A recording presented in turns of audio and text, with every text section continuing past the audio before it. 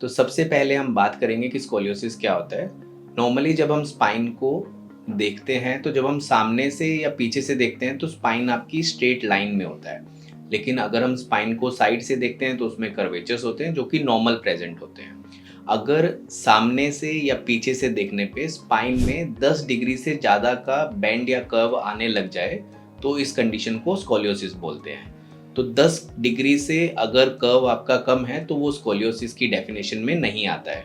तो स्पाइन का curve minimum 10 degree से ज़्यादा होना चाहिए, तभी हम उसको स्कोलियोसिस में कंसीडर करते हैं। स्कोलियोसिस अलग अलग टाइप का होता है। तो सबसे पहला जो स्कोलियोसिस होता है जो सबसे कॉमन है वो है इडियोपैथिक स्कोलियोसिस।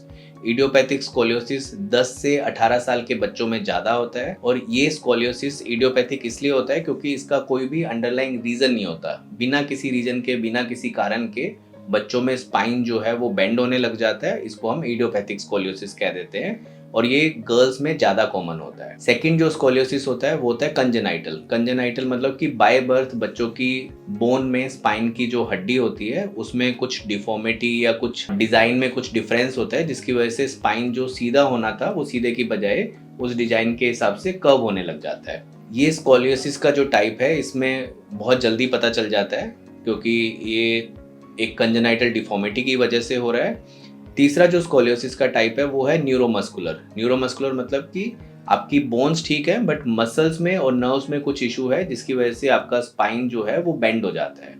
तो इसमें कई सारी कंडीशंस हैं, जैसे कि पोलियो सबसे कॉमन है जिसमें न्यूरोमस्कुलर कंडीशन है जिससे आपका स्पाइन जो है वो बेंड होता है। और लास्ट जो कंडीशन है वो एडल्ट्स में या ओल्ड एज में होती है जिसको हम बोलते हैं अडल्ट स्कोलियोसिस। और ये होता है आपका एज के हिसाब से चेंजेस की वजह से।